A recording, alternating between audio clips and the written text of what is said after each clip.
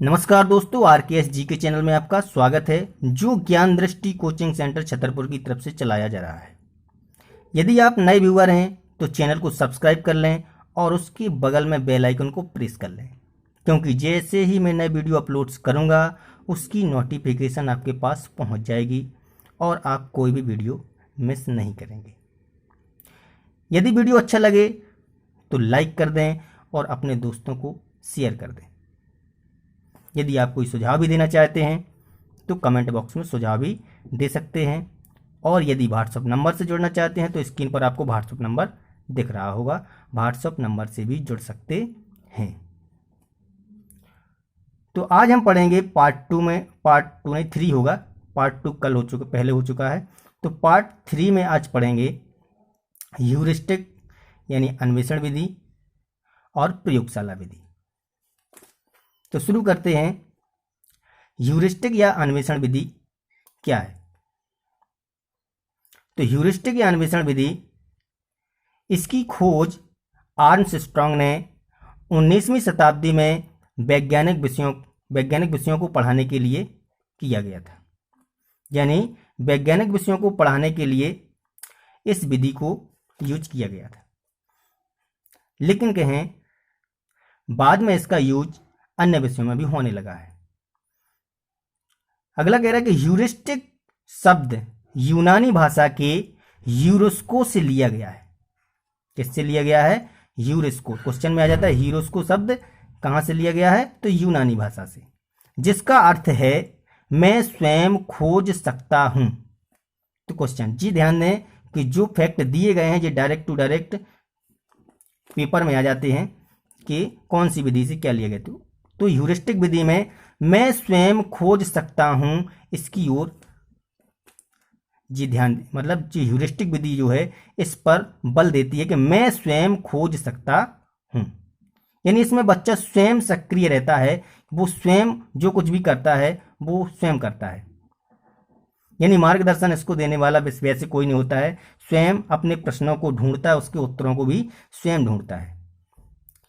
यानी यूरोस्को का अर्थ होता है मैं स्वयं खोज सकता हूं। अगला, यह विधि स्वयं खोज करके अपने आप सीखने की विधि है। इसमें दूसरा सहपाठी नहीं होता है, स्वयं करता है जो भी करना पड़ता है।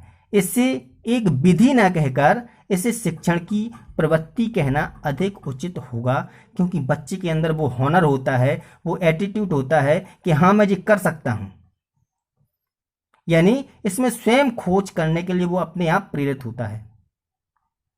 चौथा कह रहा है इस विधि में अध्यापक किसी विषय वस्तु की व्याख्या बिल्कुल सीधे साधे तरीके से करता है।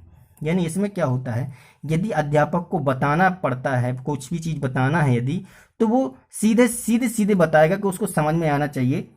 यानी डायरेक्ट टू डायरेक्ट जो शब्द उन्हें समझ में आना चाहिए वो यूज करता है, बिल्कुल सीधे तरीके से बताता है किस प्रकार से करना है, क्योंकि आगे चल के उसे किसी की जरूरत नहीं, वो उसे स्वयं करना है।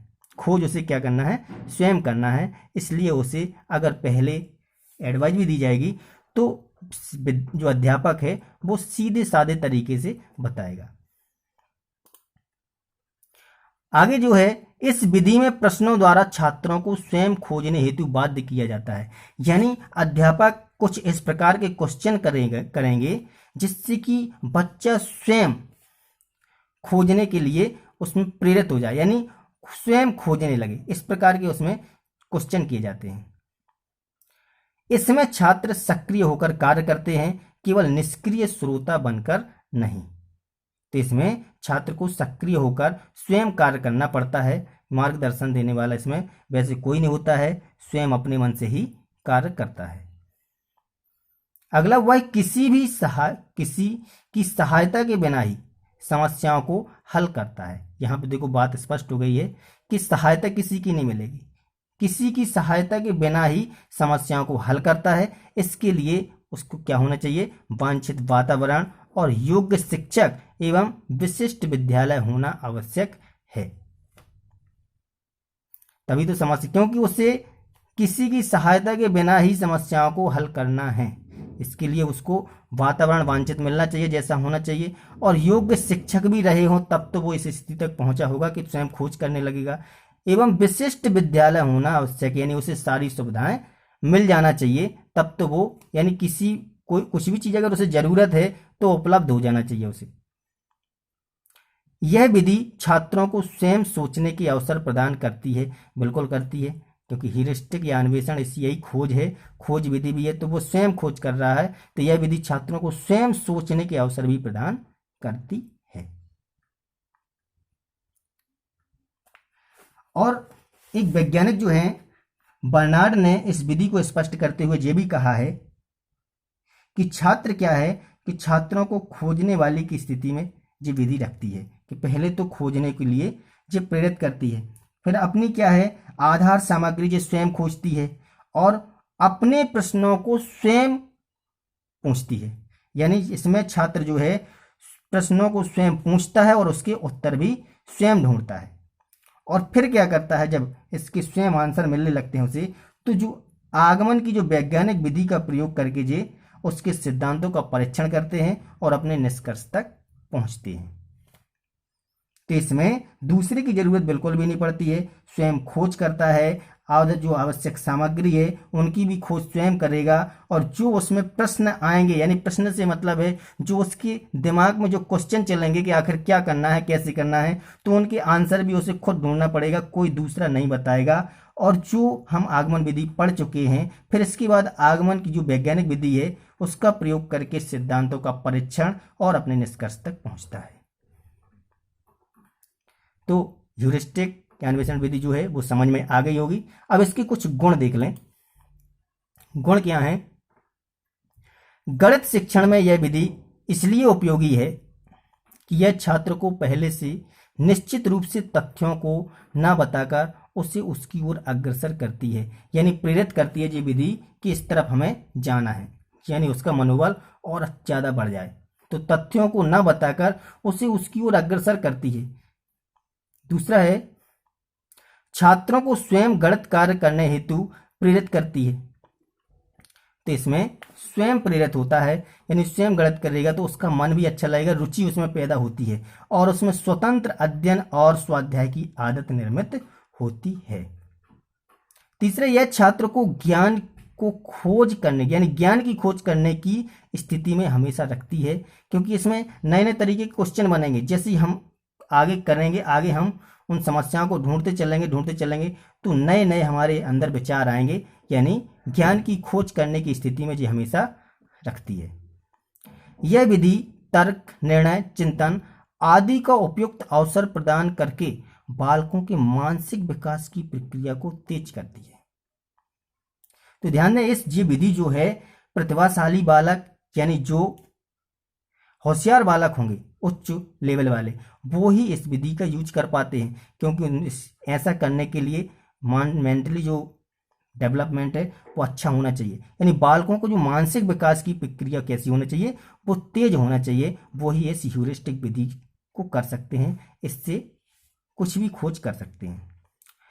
यह विधि छात्रों में मनोवैज्ञानिक भावना और वैज्ञानिक दृष्टिकोण का निर्माण करती है, बिल्कुल करती है, ये छोटे छात्रों के लिए, क्योंकि नई नई खोजें, नए नए तर्क उसमें आते हैं, नए नए चिंतन आते हैं, तो इस प्रकार से वो मनोवैज्ञानिक भावना और वैज्ञानिक दृष्टिकोण का निर्माण करती है।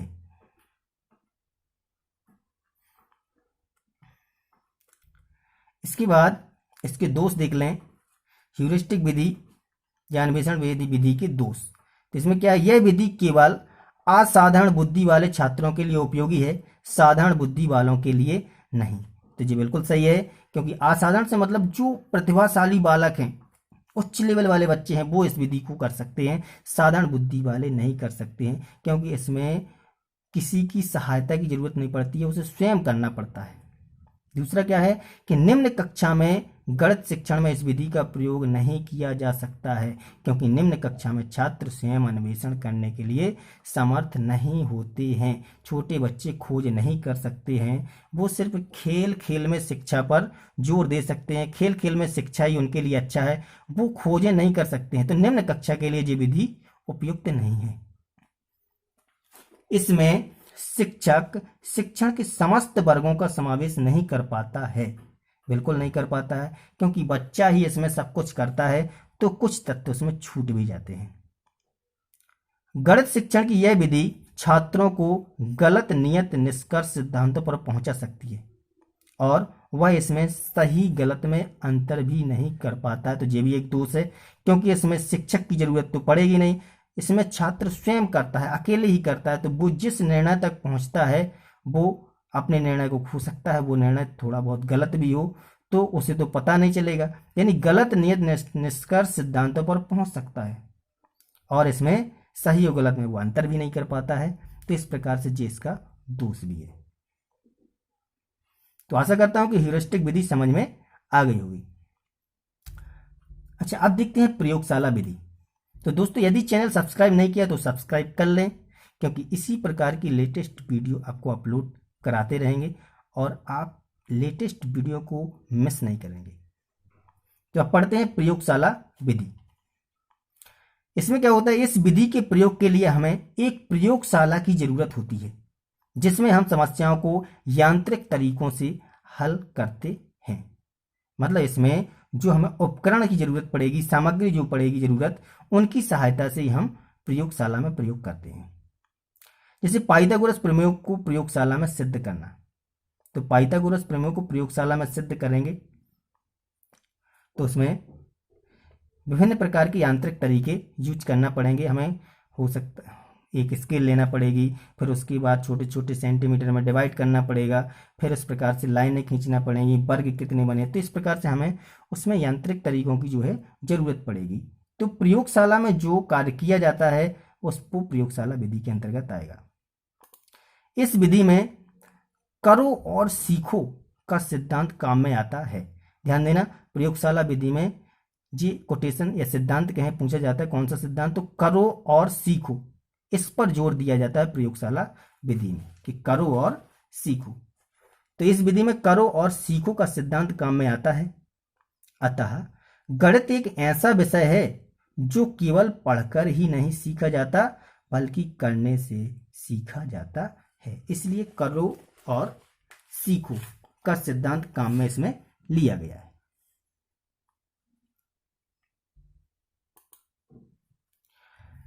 यदि दोस्तों वीडियो अच्छी लग रही है तो लाइक कर दें और दोस्तों को शेयर भी कर दें। अब देखते हैं कि प्रयोगशाला विधि के गुण क्या हैं।